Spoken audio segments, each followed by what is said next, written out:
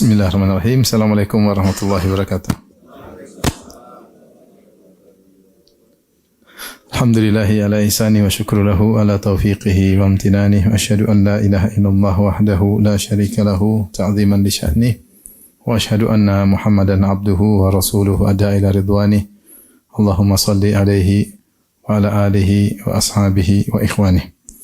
Para hadirin dan hadirat yang dirahmati Allah Subhanahu wa taala, kita pada kesempatan kali ini melanjutkan kembali pembahasan kita tentang kaidah-kaidah Qur'aniyah yang terkait dalam kehidupan kita baik secara individu maupun secara bermasyarakat ya. Dan pada kaidah yang ke-52 kali ini saya kasih judul yaitu biarlah Allah yang menolong dengan caranya ya. Biarlah Allah yang menyelesaikan dengan caranya. Menyelesaikan masalahmu dengan cara Allah. Kali ini saya ambil dari firman Allah Subhanahu wa taala dalam surat Al-A'raf ya. Dalam surat Al-A'raf ayat 136 ya. 136 Allah Subhanahu wa taala berfirman wa tammat kalimatu rabbikal husna ala bani Israila bima sabaru. Wa tammat kalimatu rabbika husna ala bani Israil bima sabaru. Artinya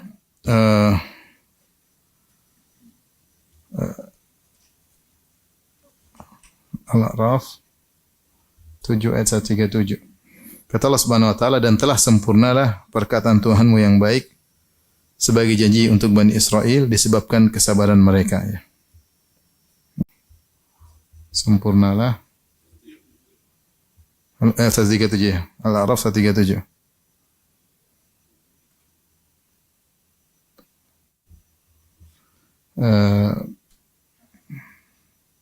Perkataan Tuhanmu atau keputusan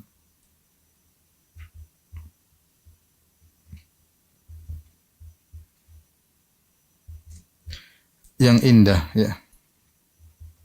Yang baik di sini keputusan yang baik, al-husna, yang baik, keputusan yang baik. Terhadap Bani Israel ya. Terhadap Bani Israel karena kesabaran mereka.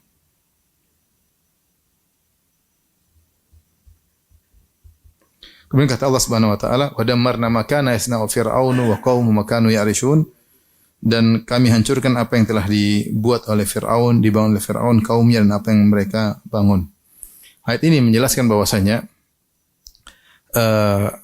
akhirnya Allah Subhanahu wa taala baru memberi pertolongan kepada Bani Israel setelah sekian ratus tahun mereka ditindas oleh Fir'aun dan anak buahnya dan bala tentaranya. Kenapa? Ketika mereka bersabar. Ketika mereka bersabar, baru Allah mendatangkan pertolongannya sehingga mereka pun terbebaskan dari penindasan Fir'aun. Maka Allah berkata, "Wa tammat kalimatu rabbikal husna ala bani Israil bima sabaru."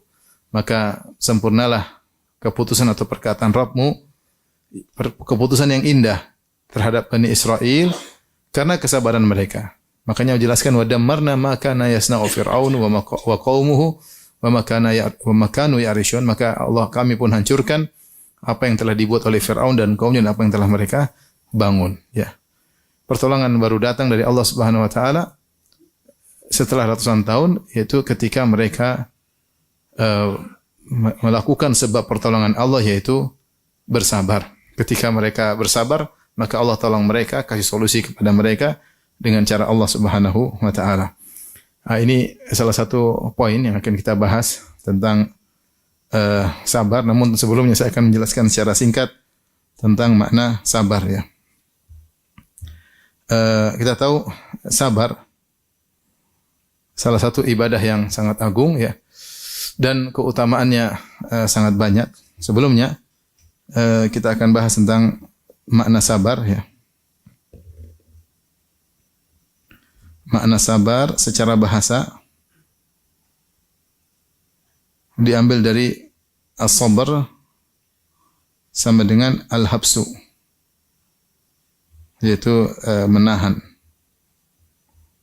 Makanya ketika orang terbunuh, ada yang dikatakan kutila sabran. Kutila sabran maksudnya dia terbunuh dalam kondisi ditahan baru dibunuh. Bukan dia terbunuh ketika dalam peperangan, dalam pertempuran, tapi dia ditahan terlebih dahulu, maka dia pun dibunuh. Dalam istilah bahasa Arab dinamakan kutila sabran.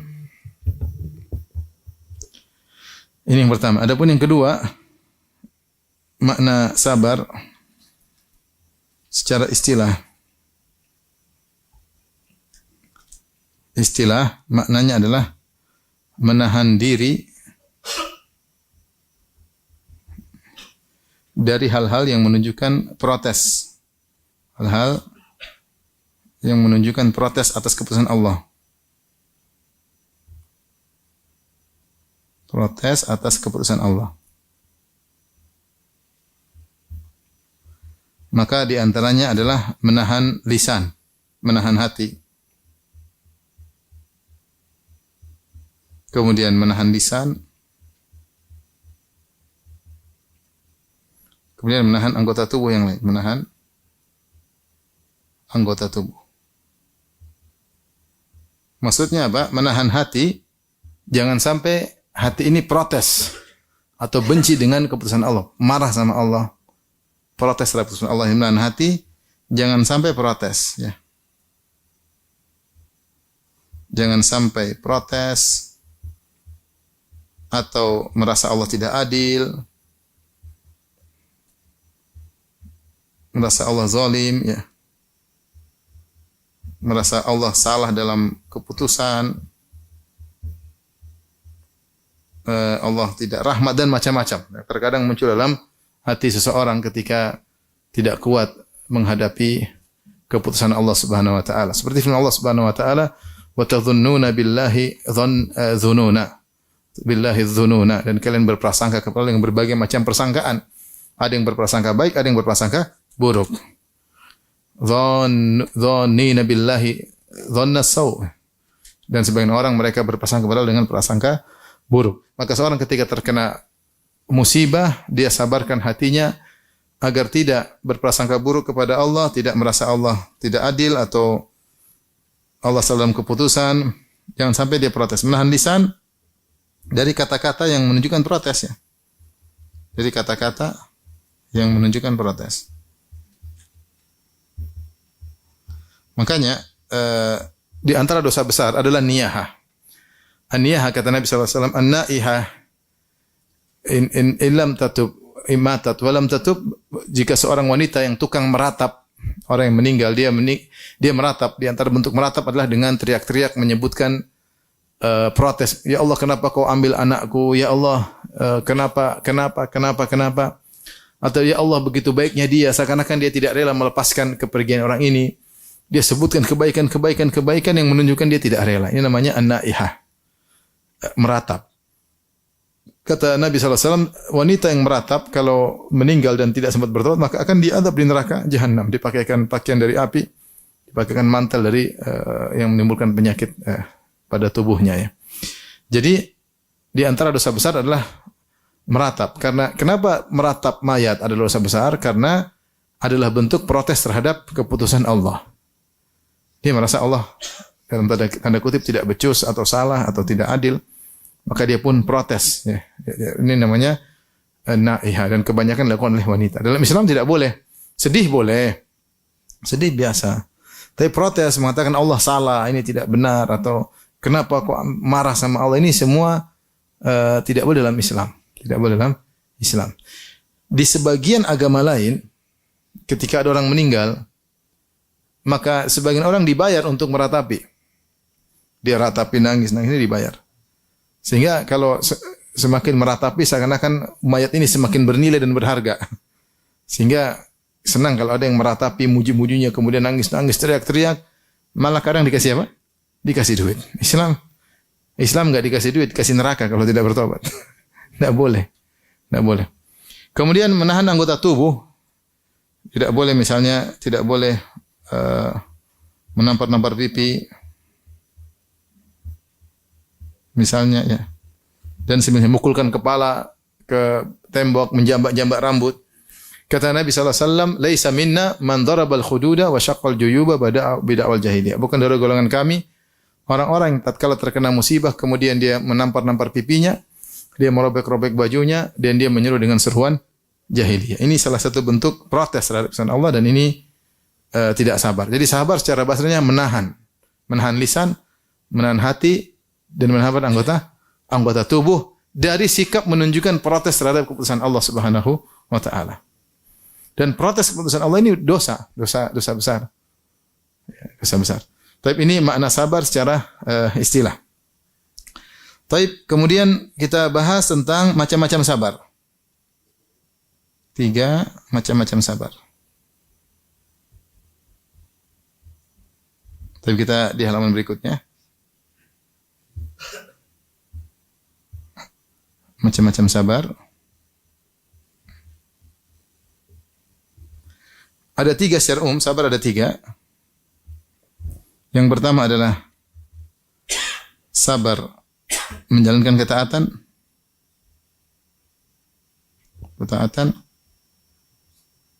Yang kedua, sabar meninggalkan maksiat. Dalam meninggalkan maksiat. Yang ketiga adalah sabar ketika tertimpa musibah. Sabar menghadapi musibah yang tidak menyenangkan hati. Musibah-musibah yang memilukan hati.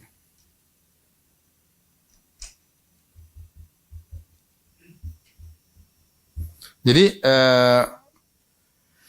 sabar ternyata bukan pada model ketiga saja. Kebanyakan orang kalau kita bicara sabar konotasinya kepada sabar dalam menghadapi musibah yang memilukan hati. Ternyata sabar juga ada model yang lain. Sabar dalam menjalankan ketaatan, sabar dalam meninggalkan maksiat, dan sabar dalam menghadapi musibah yang memilukan hati.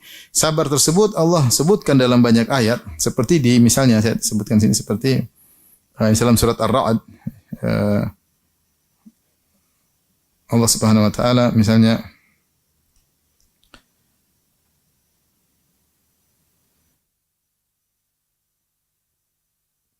dari ayat 20 dari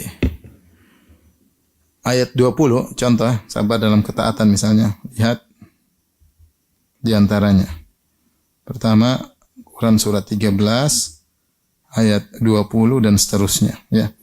Allah berfirman ketika menyebutkan ciri-ciri penghuni surga, yang di mana penghuni surga tersebut Allah mengatakan wal malaikatu yadkhuluna alaihim min kulli bab, dan malaikat menemui para penghuni surga dari pintu-pintu surga dan mereka mengatakan salamun alaikum bima sabartum, keselamatan atas kalian masuk surga karena kesabaran kalian. Baik, apa amalan mereka yang disebut karena kesabaran mereka? Ternyata Allah sebutkan di sini. Misalnya mengatakan wal alladzina yufuna bi ahdillahi wa la yanquduna al-mitsaq. Itu orang-orang yang menunaikan janji Allah dan tidak membatalkan janji Allah. Itu butuh kesabaran. Amal-amal yang butuh kesabaran Allah sebutkan sebelumnya. Yaitu menunaikan janji kepada Allah butuh apa? Sabaran. Seorang kalau bernazar dia harus tunaikan. Tidak membatalkan janji. Walladzina yasiluna ma amara Allah bi ayyusal. Menyambung silaturahmi butuh kesabaran, enggak gampang. Ya, enggak gampang nahan diri, jaga silaturahmi. Dikata-katain oleh keluarga terdekat misalnya, kerabat menjengkelkan misalnya, ini butuh kesabaran untuk menyambung silaturahmi tanpa mengharap imbalan dari mereka, tanpa mengharap pujian dari mereka, butuh kesabaran.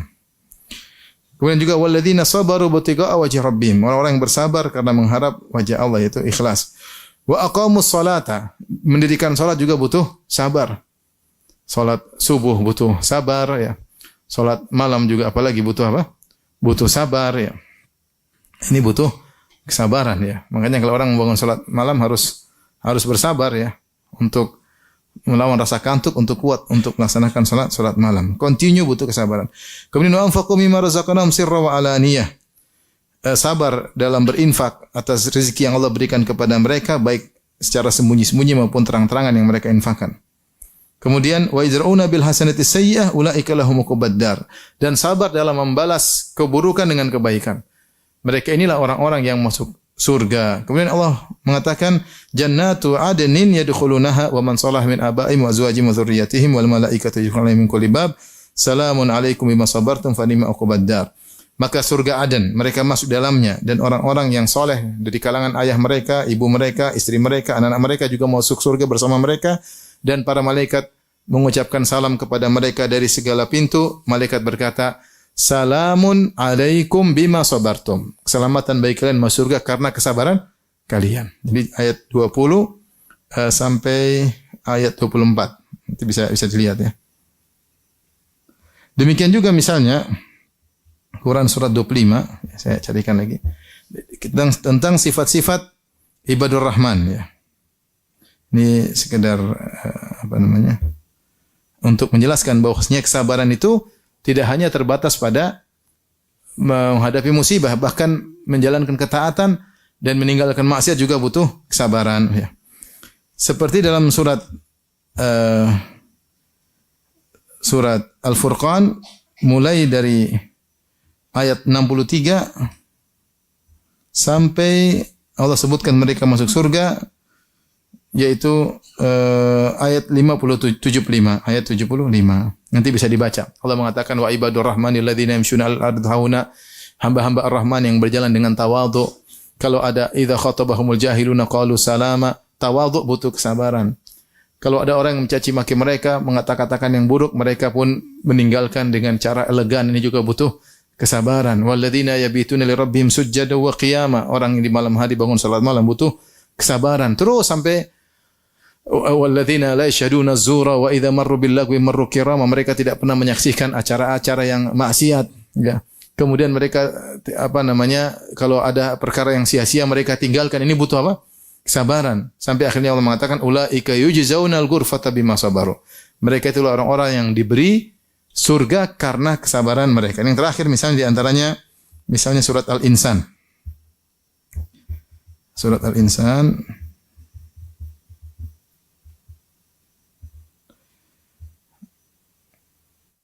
surat ke-76 ya.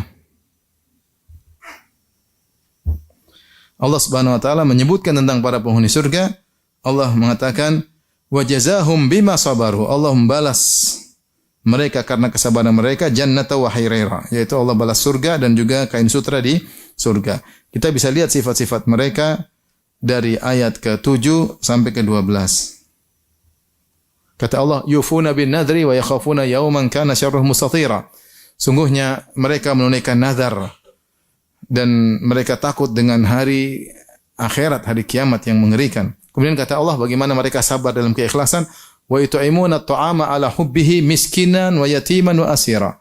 Dan mereka memberi makanan kepada fakir miskin, kepada anak yatim dan kepada tawanan. Kemudian mereka berkata, innama nut'imukum liwajhillah la nuridu minkum jazaa'an wala syukura. Kami ini memberikan makan kepada kalian karena mencari wajah Allah. Kami tidak butuh balas budi dan juga tidak butuh terima kasih dari kalian. Ikhlas ketika beramal soleh, tidak mengharap pujian dan tidak mengharap pamrih, itu butuh kesabaran. Makanya di akhir ayat kata Allah, wa jazahum bima sabaru. Allah balas mereka dengan kesabaran mereka. Ternyata untuk ikhlas itu juga butuh kesabaran dan kesabaran ekstra. Di antara sifat yang menunjukkan seorang tidak ikhlas adalah intidharus sana. Kapan dia melakukan kebajikan dan dia menanti sanjungan, itu dia lagi tidak ikhlas. Berarti harus perbaiki. Seharusnya kalau dia ikhlas, dia kasih bantuan, dia tidak butuh sanjungan. Orang sanjung ya urusan, itu kewajiban dia. Dia minta maaf, minta terima kasih atau berterima kasih, itu kewajiban dia. Tapi kita yang berbuat baik jangan menunggu terima kasih darinya. Sehingga sebenarnya mengatakan intidharu as-sana dulu ada adamil ikhlas, menantikan sanjungan atau pujian dari orang yang kita bantu, itu menunjukkan kurang ikhlas. Demikian juga intidharus sawab, menanti dibalas pamrih, itu pun menunjukkan kurang ikhlas. Terus ikhlas bagaimana? Ikhlas ya kita tidak liwajhillah la nuridu minkum jazaa'a wala syukur. Kami tidak butuh dari kalian jaza, balasan dan juga terima kasih, enggak butuh. Itu ikhlas yang seperti itu butuh kesabaran. Jadi maksud saya, sabar itu juga dalam ketaatan butuh kesabaran. Kita sangat banyak butuh kesabaran ya. Sabar salat berjamaah, sabar untuk baca Quran, sabar untuk, dan ini sabar yang juga dituntut dalam syariat. Yang kedua, sabar dalam meninggalkan maksiat. Contoh kisah Nabi Yusuf. Kisah Nabi Yusuf alaihissalam ketika digoda Zulaikha.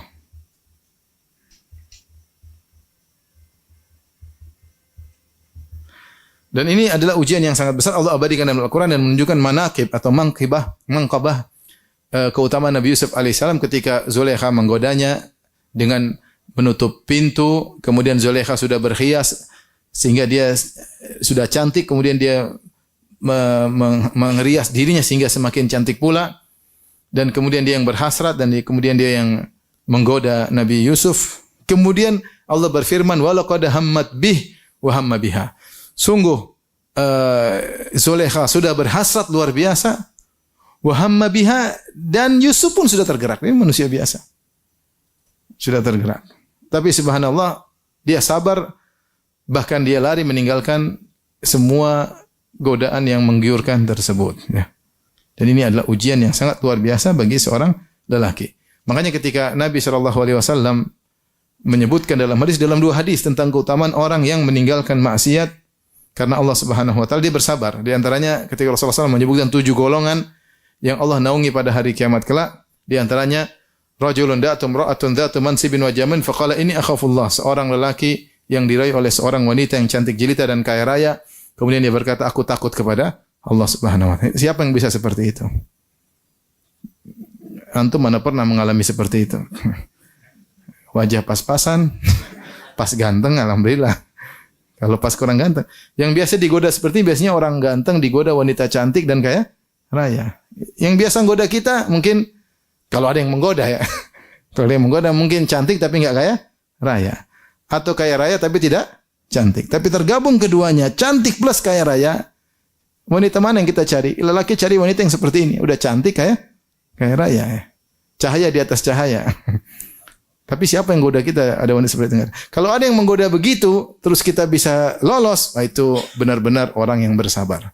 Makanya begitu pentingnya, bahayanya fitnah wanita, sampai Allah sebutkan tentang kisah Nabi Yusuf dalam Al-Quran. Bahkan Nabi Yusuf mengakui bagaimana dia belum tentu mampu untuk menghadapinya. Ketika ternyata bukan Zulaikha saja yang merayunya, bahkan wanita-wanita di Mesir, semuanya ternyata juga merayu dia. Karena Zulaikha panggil semua wanita, kemudian dia suruh Yusuf lewat di depan mereka. Ternyata semua terpesona. Semua mereka terpesona Yusuf. Akhirnya kata Zulaikha kepada teman-teman perempuannya, kamu rayulah dia buat saya. Rayulah, ayo rayu dia buat biar mau sama saya. Kata para ulama, maka dia merobek tirai rasa malunya. Dia enggak malu lagi. Udah ibu-ibu rayu Yusuf biar mau sama saya. Akhirnya mulailah satu perempuan satu demi satu merayu Yusuf. Ternyata ketika mereka ketemu Yusuf, mereka tidak merayu Yusuf untuk Zulaikha, tapi untuk masing-masing. Kata mereka, Suf sudah sama saya aja. Ngapain sama dia, sama aja, sama. Akhirnya semua merayu. Makanya Nabi Yusuf berdoa kepada Allah Subhanahu wa taala, Rabbis sijnu ahabbu ilayya mimma yad'unani ilaih. Ya Rabbku, sungguhnya penjara lebih aku sukai daripada rayuan mereka. Bukan cuma Zulaikha, tapi mereka. Kemudian Nabi Yusuf mengakui ketidakmampuannya. Wa illa tasrif anni kaidahunna. Kalau kau tidak palingkan gangguan mereka dariku, asbu ilaihinna, niscaya aku akan condong kepada mereka. Wa akum minal jahilin, dan aku akan terjerumus sebagaimana orang-orang jahil. Sampai kapan Nabi Yusuf bisa bersabar, dia tidak tahu. Maka dia minta kepada Allah agar lebih baik saya dipenjara daripada saya terjerumus dalam hal tersebut. Ya. Inilah kisah yang menakjubkan. Ada seorang di penjara gara-gara tidak mau berzina. Ada enggak dalam sejarah?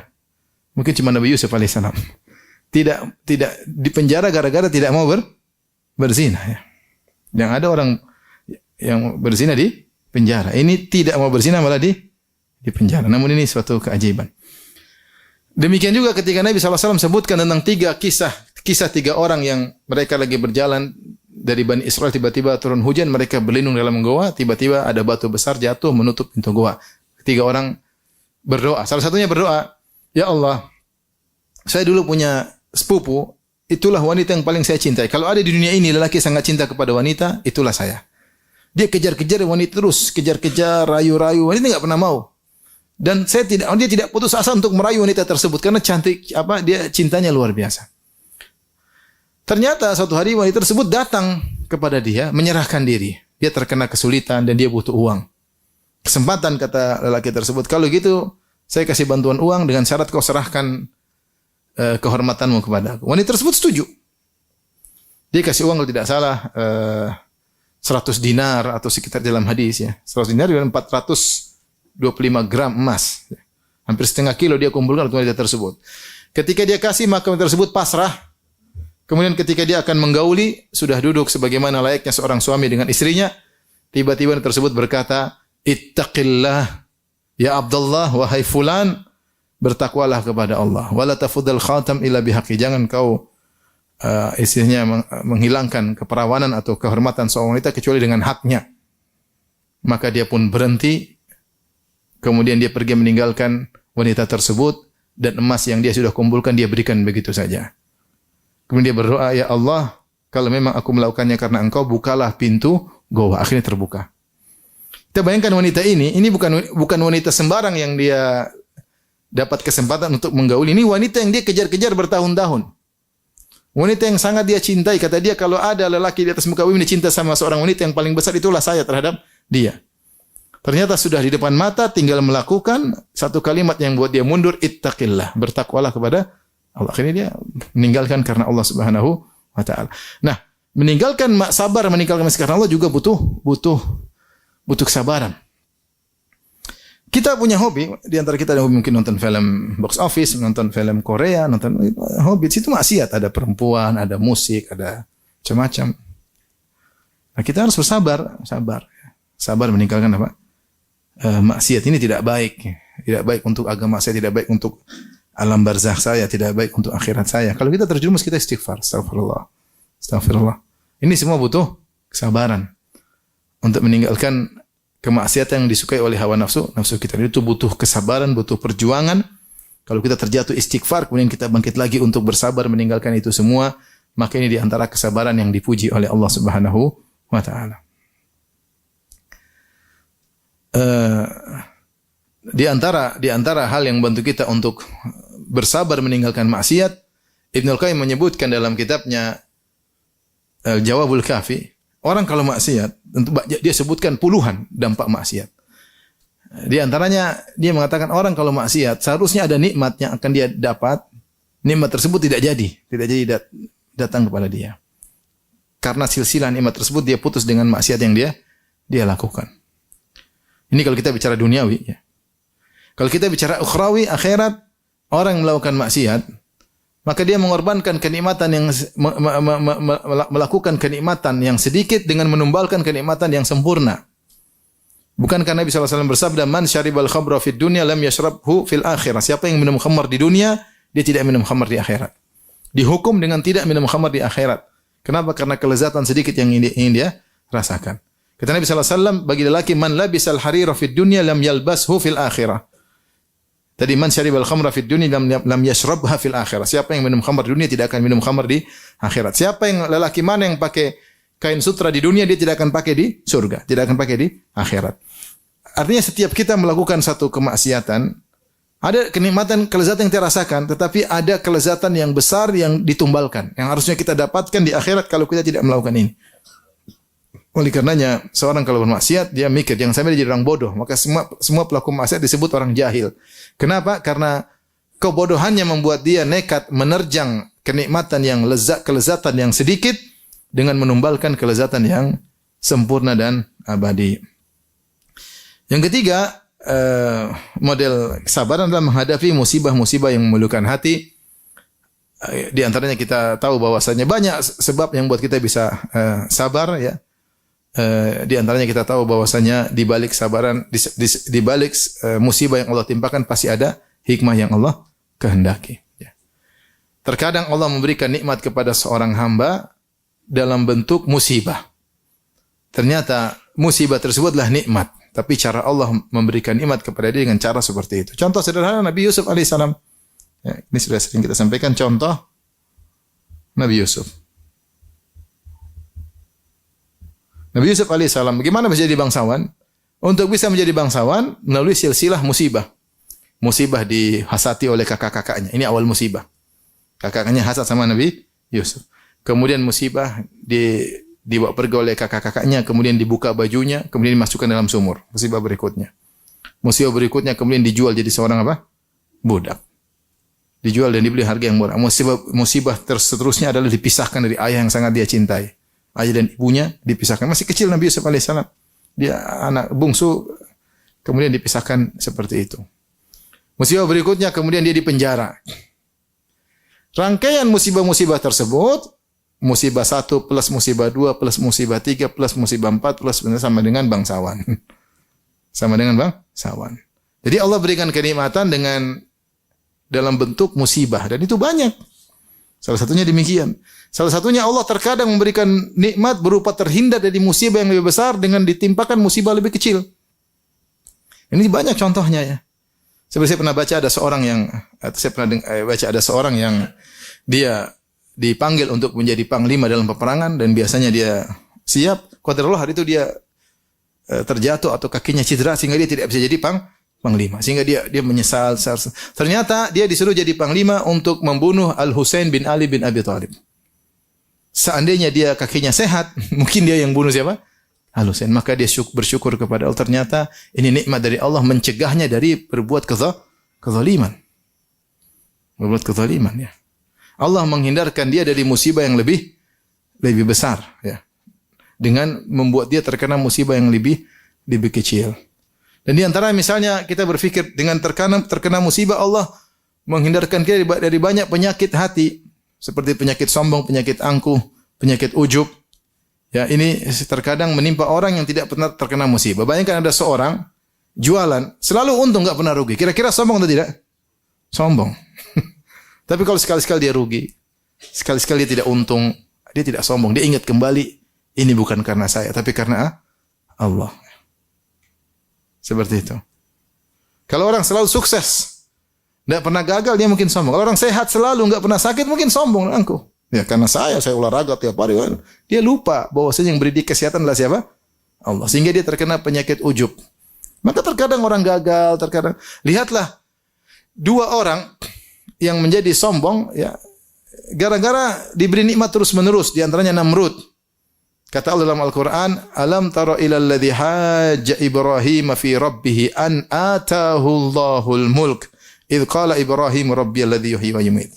Tidakkah engkau melihat tentang orang yang mendebat Ibrahim terkait dengan Allah Subhanahu wa taala? Kenapa dia mendebat dan dia merasa dirinya sebagai Tuhan? An atahu Allahul mulk, ketika Allah berikan dia kekuasaan. Namrud disebutkan dia memiliki kekuasaan yang luas dan dia lama hidupnya. Ada yang bilang ratusan tahun hidupnya. Dia diberi umur yang panjang. Ketika dia memiliki kekuasaan yang luas dan dia selalu jaya, selalu berkuasa, selalu ekspansi, dia merasa dirinya sebagai apa? Tuhan. Lupa diri. Lupa diri ya. Makanya terkadang musibah itu bermanfaat. Ya, bermanfaat dengan berbagai macam modelnya ya. Terkadang musibah mendatangkan kenikmatan, terkadang musibah menghindarkan musibah yang lebih apa? Besar. Terkadang musibah menyembuhkan banyak penyakit. Paling tidak mengurangi dosa-dosa. Kita ini banyak dosa. Sudah istighfarnya enggak beres, taubat juga taubat sambal. Akhirnya cara Allah menggugurkan dosa dengan dikasih apa? Musibah.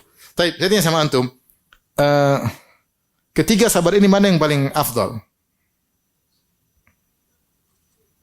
Nomor 1, nomor 2, nomor 3. Ini semua sabar berpahala. Mana yang paling afdal, yang paling terbaik di antara 3 sabar ini? Ya? Bilang wallahu alam, susah ini wallahu alam. Intinya, tapi kata para ulama, 2 sabar ini disebut dengan sabar pilihan.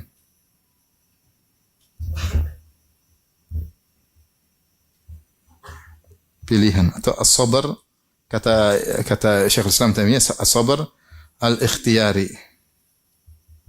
Sabar pilihan. Maksudnya pilihan gimana? Pilihan dia mau sabar atau tidak. Dia mau tidur apa salat subuh. Paham? Dia mau nonton film Korea atau tidak. Dia ada pilihan. Paham? Maka dia memilih untuk bersabar. Dia memilih pergi ke masjid, sholat subuh daripada tidur, daripada bantal. Dia pilih mana? Pilih, ya. Seperti itu. Dia memilih untuk nonton ceramah daripada nonton film apa? Korea. Tapi dia punya pilihan opsi untuk bermaksiat. Ada opsinya enggak? Ada. Seperti Nabi Yusuf alaihissalam, dia punya opsi untuk berzina dengan Zulekha dan opsi untuk melarikan diri. Ternyata dia pilih opsi melarikan diri. Nah, sabar ini disebut dengan sabar pilihan. Kenapa disebut sabar pilihan? Karena ada pilihan lain yang buruk. Adapun sabar yang ini namanya as-sabar at-tirari. Sabar terpaksa. Tidak ada pilihan lain. Nabi Yusuf dibuang ke sumur, ada pilihan lain? Ya udah tinggal terima, mau diapain? Ya. Diomelin sama istri, ada pilihan lain? Balik ngomel ya. Ada, sudah mau diapain? Namanya sabar terpaksa. Ditinjau dari jenis, mana yang lebih afdal? Lebih afdal sabar pilihan. Karena dia punya pilihan untuk opsi yang lain, yang buruk, tapi dia pilih opsi yang baik. Adapun sabar terpaksa, makanya kesabaran Nabi Yusuf ketika digoda oleh Zulekha lebih afdal daripada sabar ketika dia dibuang dalam sumur, ketika dia di penjara. Kenapa? Ketika dia dibuang di sumur atau di penjara itu sabar tidak ada pilihan. Sabar terpaksa, paham? Sabar terpaksa. Ya. Seperti itu. Ya. Ditinjau dari jenis. Tapi kalau dari sampel permasalahan, maka bisa jadi sabar ini lebih afdal daripada yang lainnya. Contoh seperti sabarnya Nabi Ayub alaihissalam. Allah memuji Nabi Ayub mengatakan, Inna wajidnahu sabiran ni'mal abdu innahu awwab. Kami dapati Ayub adalah hamba yang sabar. Bagaimana ujian? Dia dahulu punya anak-anak yang banyak, punya rumah yang mewah, punya ternak yang banyak. Puluhan tahun, kemudian ludes dalam sesaat. Diuji maka rumahnya hancur, anak-anaknya pada meninggal, istrinya cuma tinggal satu yang merawatnya. Kemudian dia diberi sakit selama 7 tahun sampai istrinya pun mengeluh. Kata Nabi Ayub alaihissalam kepada istrinya, wahai istriku, kau tidak adil. Allah telah berikan kita kenikmatan selama 70 tahun. Kita baru diuji 7 tahun. Kau tidak adil. Harusnya kita sabar. Sampai akhirnya Allah puji Nabi Ayub dengan inna wajadnahu sabiran. Artinya, siapa yang bisa sabar kalau diuji seperti Nabi Ayub sungguh sangat-sangat berat. Tadinya kaya, tiba-tiba miskin mendadak dengan kemiskinan yang parah, semuanya ludes, semuanya hilang. Bukan cuma itu, bahkan penyakit di sekujur tubuhnya, bahkan orang menjauhinya, tidak mau dekat dengan dia. Dan akhirnya Allah pun menyembuhkannya. Nah, 3 sabar ini semuanya baik. Baik. Berikutnya adalah adab dalam bersabar. Ini sudah ya. Berikutnya adab dalam bersabar. Adab dalam bersabar. Ada 2 adabnya. Yang pertama ikhlas. Ikhlas karena Allah. Allah Subhanahu wa taala berfirman dalam surat Ar-Ra'd tadi, "Walladzina sabaru ibtigha'a wajhi rabbihim." Walladzina sabaru ibtigha'a wajhi rabbihim. Dan orang-orang yang bersabar karena mencari wajah Allah. Dan orang-orang yang bersabar karena mencari wajah Allah. Maksudnya ikhlas. Untuk melihat wajah Allah di surga kelak. Taib.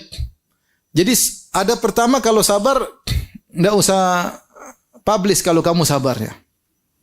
Enggak usah ya. Ya enggak usah bikin status. Saya sabar sekali sama istri saya kurang ajar tapi saya sabar. Ya enggak usah. Ini kamu tidak ikhlas. Saya sabar ngurusi orang tua saya, enggak usah. Saya sabar dalam berdakwah, orang maki-maki saya sabar, enggak usah cerita.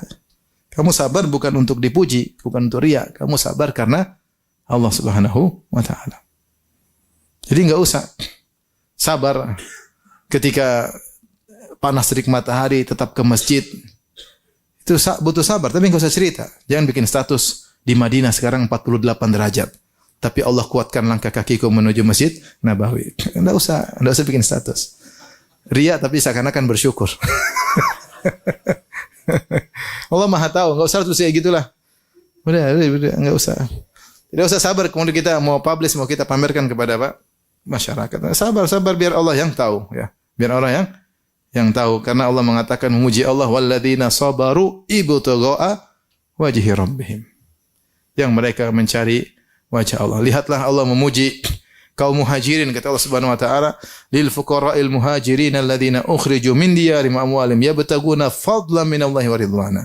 Dan fuqara kaum muhajirin yang terusir dari negeri mereka, terusir dari harta mereka. Kenapa? Karena mereka mencari karunia Allah, mencari keridhaan Allah Subhanahu wa taala. Maka sabar juga butuh keikhlasan. Enggak usah publish anak kita meninggal, bikin status lah, bikin anu lah.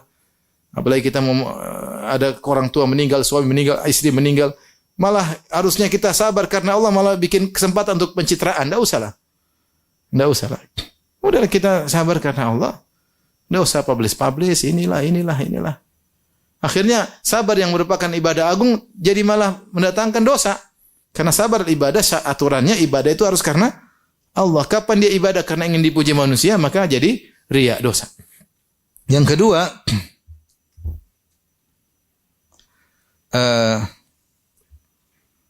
meyakini yang bikin dia sabar, yang hanya bisa membuat dia sabar adalah Allah.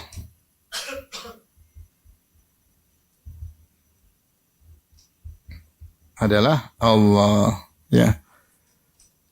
Fasbir wa ma sabruka illa billah, kata Allah. Wa ma sabruka illa billah. Subhanallah. Kata Allah, bersabarlah. Tidaklah kau bersabar kecuali karena Allah. Tidaklah engkau bisa sabar kecuali karena Allah. Maka jangan kita pede dengan diri kita. Terkadang masalah di depan kita, kita serahkan sama Allah. Saya sabar. Insya Allah Allah bikin apa? Sabar. Allah bikin kita sabar. Makanya ketika kita terkena musibah, ada ucapan-ucapan yang kita ucapkan agar Allah bikin kita. Karena kita nggak mungkin sabar kecuali Allah bikin kita sabar. Kalau Allah nggak bikin kita sabar, nggak mungkin kita bisa sabar. Sehingga kalau kita pun sabar, kita tidak ujub. Tapi memang yang bikin saya sabar siapa? Allah. Ini fungsinya Allah kasih kita kesabaran. Yang kedua, kita tidak ujub. Makanya jika terkena musibah, kita bilang apa? Innalillahi wa inna ilaihi raji'un. Jika terkena musibah,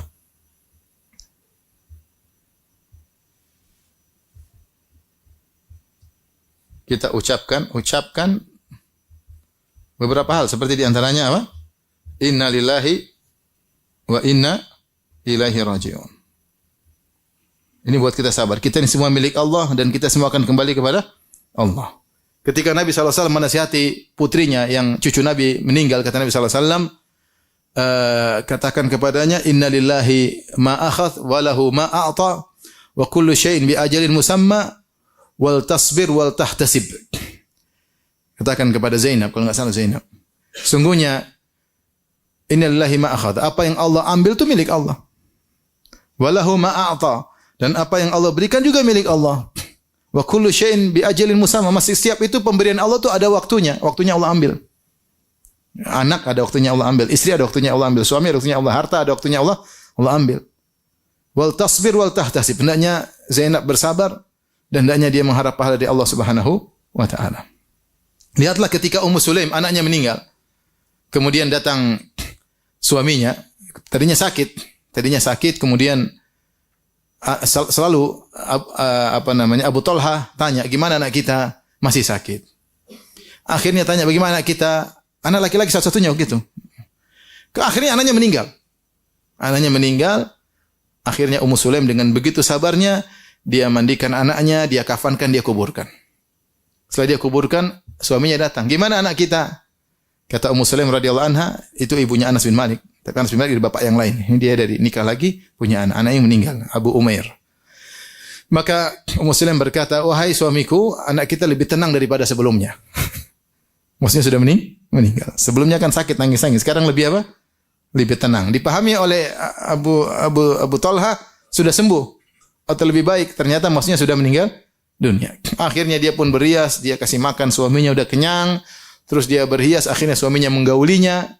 Setelah selesai suaminya keperluan perutnya sudah terpenuhi, keperluan syahwatnya sudah terpenuhi, baru dia ngomong sama suaminya. Kata dia, wahai Abu Talha, kalau ada orang kasih pinjaman sama kamu, terus dia ambil, apa dia zalim? Tidak. Ya punya dia, mau ambil kapan saja ambil. Kasih mukaddimah. Kata dia, oh enggak. Ya memang ambil aja. Ya itu anakmu itu titipan dari siapa? Allah diambil. Inna lillahi wa inna ilaihi rajiun. Anak kita milik Allah diambil. Ya sudah. Subhanallah, akhirnya Abu Talha lapor kepada Nabi, sedih. Kata Nabi, apakah kalian berhubungan tadi malam? Kata Abu Talha, iya. Semoga Allah memberkahi hubungan kalian semalam. Subhanallah, akhirnya dia punya anak namanya, kalau tidak salah, Abdullah. Abdullah ini kemudian punya anak 10 orang, semuanya ahli Quran. Dari hubungan malam tersebut. Tapi maksud saya, ini yang membuat kita sabar. Kita tahu semua ini milik siapa? Allah. Ada teman kemarin, subhanallah, anaknya umur mungkin 20 tahun. Laki-laki pertamanya meninggal. Dia telepon saya, Ustaz tolong doain lagi sekarat. Wah, ya saya doain. Terus kemudian besoknya, Ustaz, qadarullah, Allah mengambil miliknya. Ya. Artinya titipan sudah diambil. Wah, meninggal. Tapi bahasa dia, ini titipan Allah sudah apa? Allah ambil. Berat, tapi itu di antara hal yang buat kita sabar. Kita tahu itu titipan Allah Subhanahu wa ta'ala. Sehingga di antaranya kita juga mengatakan alhamdulillah ala kulli hal. Kita bilang alhamdulillah ala kulli hal. Kalau kita terkena musibah, kita bilang alhamdulillah. Itu segala puji bagi Allah atas keputusan. Artinya semua keputusan Allah pasti ada kebaikan. Kita husnudzan, pasti ada kebaikan. Sederhananya seperti misalnya anak kita diambil, kita bilang mungkin Allah ingin berikan dia kehidupan yang lebih baik pada di dunia. Nanti kalau besar malah banyak fitnah, banyak macam-macam. Allah selamatkan dia dengan mengambilnya. Kalau kita punya orang tua meninggal, ya mungkin daripada hidup udah tua, susah-susah, sakit-sakitan, Allah ingin ambil dia, pindahkan dalam kehidupan yang lebih baik. Kita husnudzan aja. Husnudzan aja. Ya. Karena semua keputusan Allah itulah yang lebih baik. Kemudian di antaranya seperti Allah mengatakan dalam surat dalam Al-Quran ketika bercerita tentang ini ibunya Nabi Musa. Ibunya Musa kan, Musa mau ditangkap sama Firaun, mau disembelih. Maka dia pun taruh dalam kotak, kemudian diletakkan di sungai Nil. Ternyata kotak tersebut supaya selamat dari kejaran Firaun malah diambil oleh Firaun. Lewat di kerajaan Firaun diambil. Maka dia pun sedih, dia ingin menjerit, kembalikan anakku. Walaula an rabatna ala qalbiha. Ala qalbiha. Kata Allah, kalau bukan aku ikat hatinya, tentu dia akan membongkar rahasia. Ya. Kata Allah, wa asbaha fuadu ummi Musa farigon in kanat latubdi bihi. Hampir-hampir ibunya mengutarakan itu anakku. Laula an rabatna ala qalbiha litakuna minal mu'minin. Kalau bukan kami ikat kokohkan hatinya agar dia termasuk wanita yang beriman. Jadi yang buat dia bisa sabar, kenapa Allah ikat apa? Hatinya, Allah kokohkan hatinya.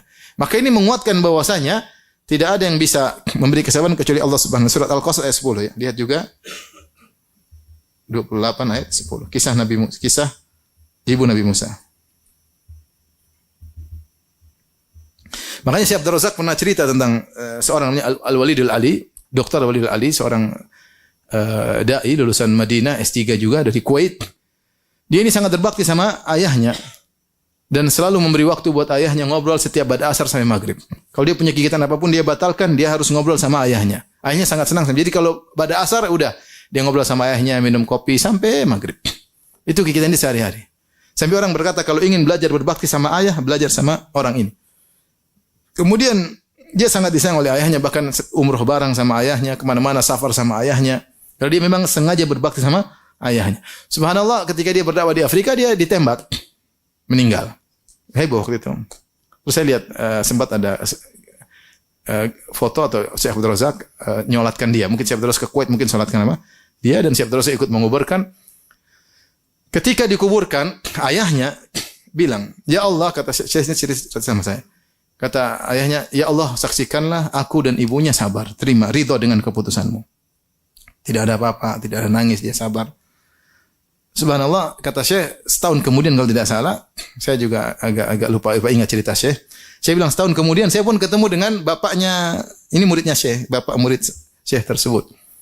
Maka Syekh bertanya, gampangannya, "Ami, kok bisa tegar ketika menguburkan anak?" Karena mereka tuh ini anak sangat berbakti. Bukan anak yang nakal aja kalau meninggal orang tuanya nangis, yang nakal kepala batu pun juga apa? Nangis. Kenapa cepat mati kamu? Belum taubat sudah mati. Apalagi kalau anaknya baik, tentu luar biasa ujiannya. Dia mengatakan ketika saya terima telepon bahwa anak saya meninggal, saya langsung berdoa kepada Allah. Allahumma rbut ala qalbi. Ya Allah, kokohkanlah apa? Hatiku. Saya langsung minta sama Allah. Maka Allah buat saya tegar sampai selesai semuanya. Jadi kita ini enggak mungkin sabar kecuali Allah yang kasih apa? Sabar. Baik, masih ada waktu ya, sedikit lagi. Kita kembali kepada judul pembahasan kita tentang serahkanlah urusanmu kepada siapa? Allah, biar Allah kasih solusi. Sabar keutamanya banyak. Keutamaan sabar. Di antaranya dicintai oleh Allah. Allah berfirman, "Wallahu yuhibbus sabirin." Allah mencintai orang-orang yang sabar. Kalau ingin dicintai oleh Allah, sabar. Semakin kita sabar, semakin dicintai. Pahalanya tanpa batas.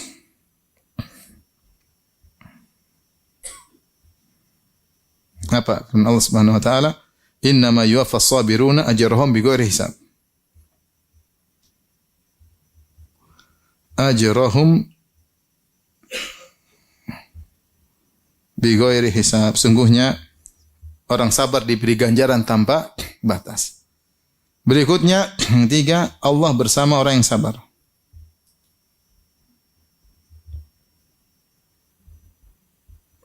Kata Allah Subhanahu wa taala, "Innallaha ma'as sabirin." Innallaha ma'as sabirin. Allah bersama orang sabar. Maksudnya Allah bersama orang sabar, maksudnya Allah menyertainya, Allah akan menjadi apa namanya? Penolongnya. Gampangan kita, kalau bahasa istilah kita backingan ya. Kira-kira kalau ada bupati bilang, bupati misalnya bupati kota Sorong lah, bilang, Firanda, kok ke Sorong, tenang aja.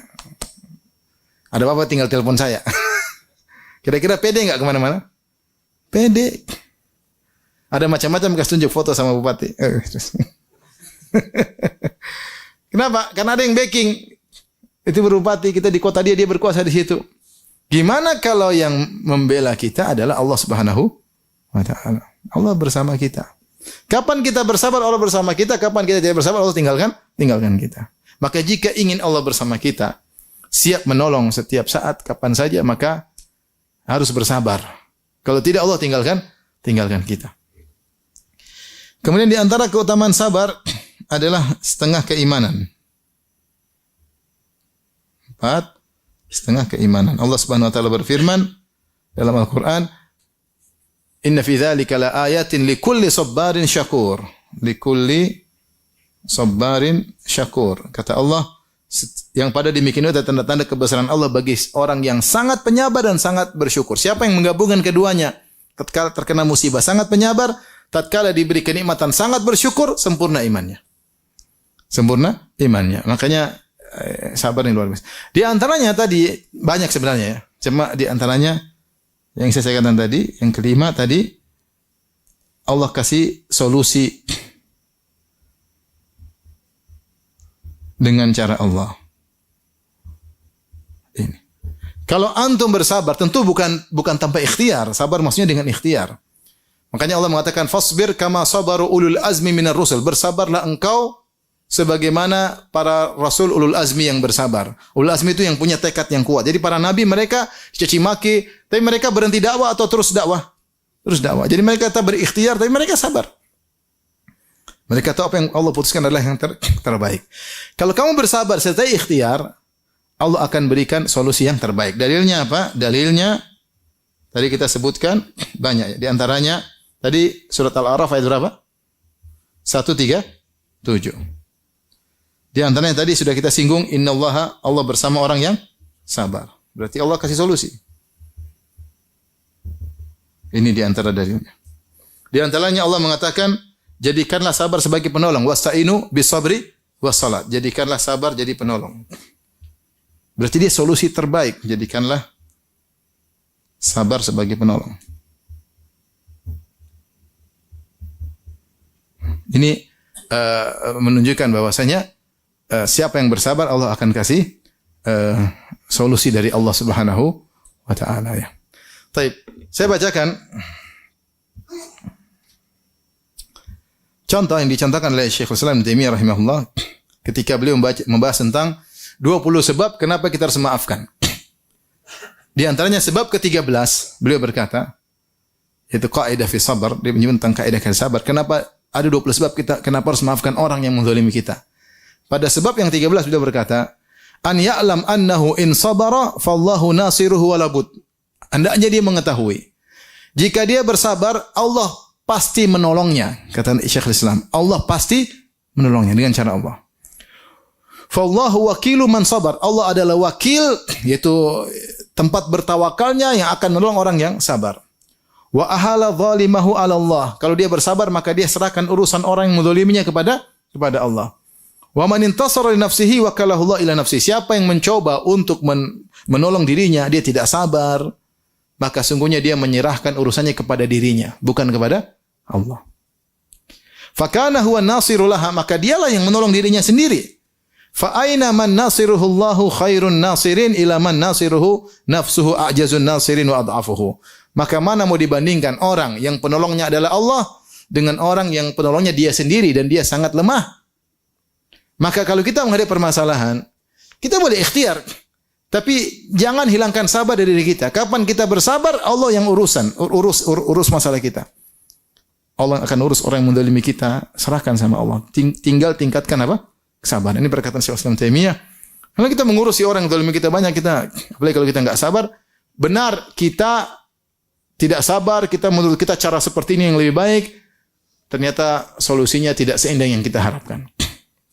Ternyata solusinya cuma sesaat semu, kemudian muncul permasalahan baru. Terkadang demikian. Tapi kalau kita sabar, Allah kasih solusi dengan cara Allah cepat atau lambat. Di antaranya perkataan Al-Alusi dalam kitabnya Ruhul Ma'ani ketika membahas tentang ayat ini. Wa tammat kalimatu rabbikal husna ala bani Israil bima sabar. Maksudnya apa? Allah memberi keputusan yang terbaik bagi Bani Israel karena kesabaran mereka. Sebelumnya Fir'aun menindas Bani Israel ratusan tahun. Ada khilaf, ada yang mengatakan 100 tahun, ada yang mengatakan 400 tahun. Allah tidak kasih mereka keselamatan selama ratusan tahun tersebut.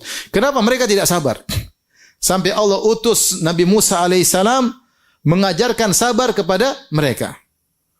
Ya qaum ista'inu billahi wasbiru, kata Nabi Musa alaihissalam, wahai kaumku, mintalah pertolongan kepada Allah dan sabarlah.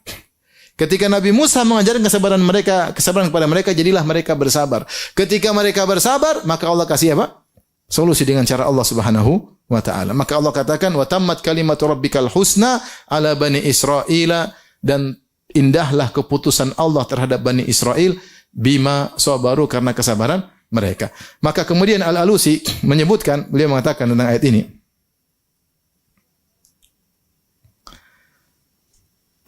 meriwayatkan dari Hasan Al-Basri, beliau berkata, "Lau anna an-nasa idza btulu min qibali sultanihim bi syai'in sabaru wa da'a Allah ta'ala lam yalbathu an yarfa Allah ta'ala dzalika anhum walakinnahum yafza'una ila sayf fayuwakkiluna ilaihi."